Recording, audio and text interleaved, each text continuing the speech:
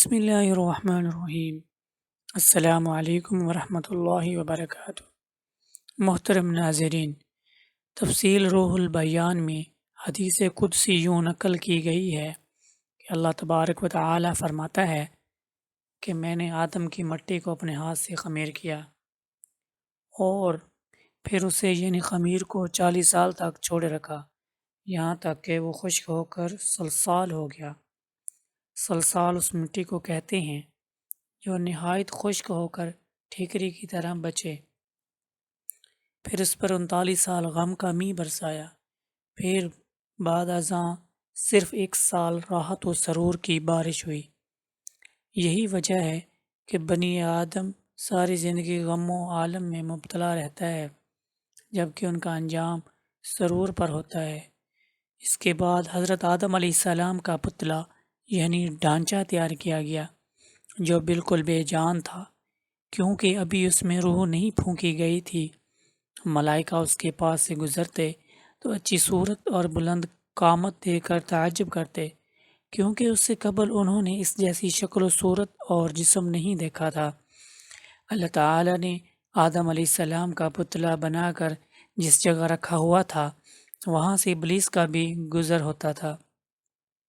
ایک روز جب ابلیس اپنی جماعت کے ہمراہ وہاں سے گزرا تو پتلا دیکھ کر کہنے لگا، یہ کس چیز سے بنا ہے؟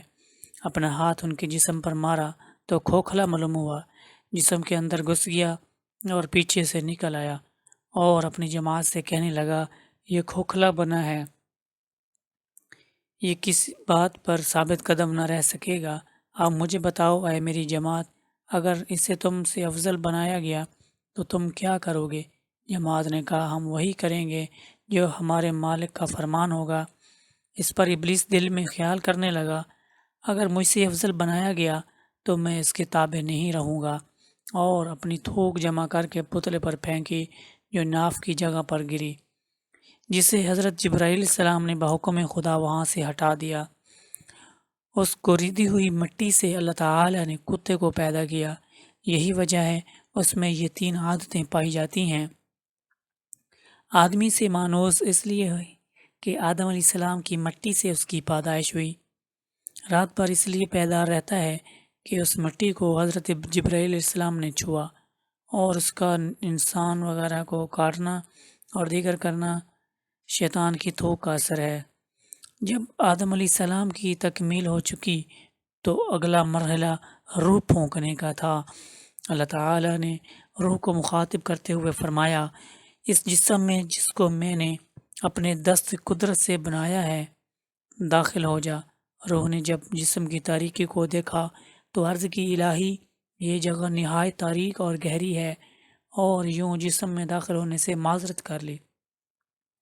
اللہ تعالی نے دوبارہ پھر روح کو جسم میں داخل ہونے کا حکم ارشاد فرمایا، مگر روح نے پھر معذرت کی۔ تیسری بار بھی حکم ہوا، ارشاد فرمایا تو اس نے معذرت کی۔ پھر چوتھی بار کے انداز میں رب العالمین کی طرف سے حکم دیا گیا تو روح مجبوراً جسم میں داخل ہوئی۔ تفسیر روح البیان میں ہے کہ اللہ تعالی نے رکوع سے فرمایا، زبردستی جسم میں داخل ہو رہی ہے تو پھر نکلنے میں سخت دشواری ہوگی۔ یہی وجہ ہے کہ جب روح جسم سے نکلتی ہے تو سخت تکلیف سے دوچار ہوتی ہے۔ مارج النبوت حصہ اول میں ہے کہ روح کے انکار کا سبب بظاہر یہ بھی ہوتا تھا کہ روح لطیف و نورانی ہے، جبکہ جسم آدم سیف الظلمانی ہے، لیکن جب شمع جمال محمد صلی اللہ علیہ وسلم کو پیشانی آدم میں منور کیا گیا، اس کی نورانی شعاؤں سے جس میں آدم منور ہوا تو روح بلا تردد سر مبارک آدم علیہ السلام میں داخل ہوئی۔ روح جسم میں داخل ہو گئی تو اب روح کا جسم اقدس میں سفر شروع ہوا۔ سب سے پہلے سر اور پیشانی اور دونوں کانوں اور زبان میں پہنچی، تمام جسم میں پھیلنے لگی، یہاں تک کہ قدموں تک پہنچی تو آگے کوئی راہ نہ تھی۔ واپس ناک کے سوراخوں سے نکلی تو آدم علیہ السلام کو چھینک آ گئی۔ یہ وہ پہلی آواز تھی جو روح کے داخل ہونے کے بعد جسم آدم سے آئی، یہ چھینک کی آواز تھی۔ اللہ تعالی نے فرمایا، کہو، تو پھر آدم علیہ السلام نے یہ الفاظ کہے، اور یوں یہ وہ الفاظ تھے جو آج زبان آدم سے ادا ہوئے۔ اس کے بعد اللہ تعالیٰ نے ارشاد فرمایا یرحمک اللہ، تجھ پر اللہ رحم کرے۔ ناظرین کرام، منقول ہے جب روح گھٹنوں کے اندر داخل ہوئی تو آدم علیہ السلام نے چلنا چاہا مگر چل نہ سکے۔ جب روح قدموں میں پہنچی تو آدم علیہ السلام چلنے لگے۔ یہاں آدم علیہ السلام کی جلد کو دیکھ کر ارشاد باری تعالیٰ ہوا، انسان جلد باز پیدا کیا گیا ہے۔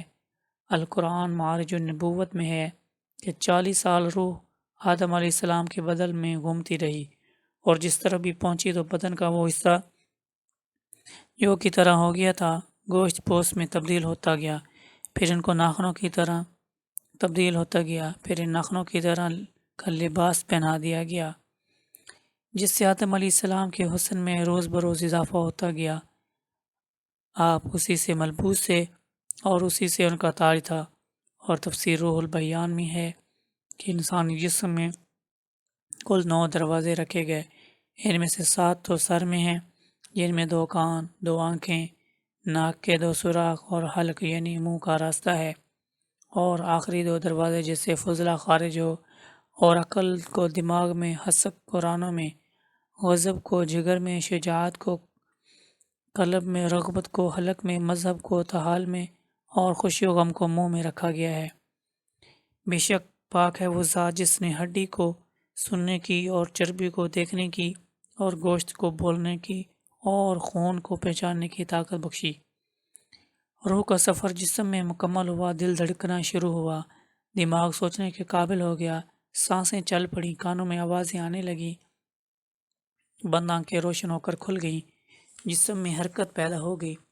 اب جو آدم علیہ السلام نے سر مبارک اٹھا کر دیکھا تو پہلی نظر لوح محفوظ اور عرش مجید پر پڑی۔ آپ نے دیکھا کہ لکھا ہوا ہے۔ یہ دیکھنا تھا کہ حضرت آدم علیہ السلام پہلی بار تفکر میں پڑے اور عرض کیا یا الہی، یہ شخص کون ہے جس کا نام تیرے نام کے ساتھ لکھا ہوا ہے؟ تو اللہ تبارک و تعالی نے فرمایا وہ ذات گرامی میرے پیغمبروں میں سے ایک پیغمبر ہے جو تمہاری اولاد سے ہوں گے، اور ان کو یہ شرف و منزلت عطا فرمائی ہے کہ اگر تمہارے پاس استقلال میں کوئی لغزش آئی تو ان کی شفاعت کی وجہ سے ان سے درگزر فرماؤں گا۔ محترم ناظرین، اس کے بعد رب کائنات نے حضرت آدم علیہ السلام کو علوم سکھائے اور تمام زبانوں کا علم بھی عطا فرما دیا۔